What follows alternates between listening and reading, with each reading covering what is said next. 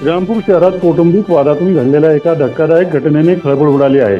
चारित्र्यावर संशय घेत दारू पिऊन सतत मारहाण करणाऱ्या पतीचा पत्नीनेच खून केल्याचा प्रकार उघडकीस आला आहे। श्रीरामपूर शहरातील दत्तनगर परिसरात जिल्हा परिषद शाळेच्या मागील बाजूस एका भाडेकरू इसमाचा संशयास्पद मृत्यू झाल्याची माहिती पोलिसांना मिळाली असता घटनास्थळी पाहणी केली असता संबंधित इसमाच्या डोक्याला गंभीर मार लागलेला असून गळ्यावरही व्रण आढळून आले। मयत इसमाचे नाव मानसकुमार शहू असून त्याची पत्नी रश्मिता मानसकुमार शहू हिच्यावर पोलिसांनी संशय घेत चौकशी केली। सुरुवातीला उडवाउडवीची उत्तरे देणाऱ्या रश्मिताने सखोल चौकशीत अखेर खुनाची कबुली दिली।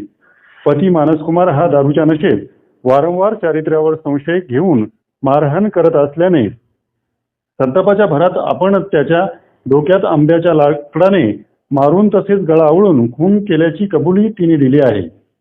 या प्रकरणी श्रीरामपूर शहर पोलीस ठाण्यात BNS कलम 103/1 अंतर्गत खुनाचा गुन्हा दाखल करण्यात आला असून आरोपी महिलेला अटक करण्यात आली आहे। ही संपूर्ण कारवाई पोलीस निरीक्षक नितीन देशमुख यांच्या पथकाने केली असून पुढील तपास श्रीरामपूर शहर पोलीस करत आहेत।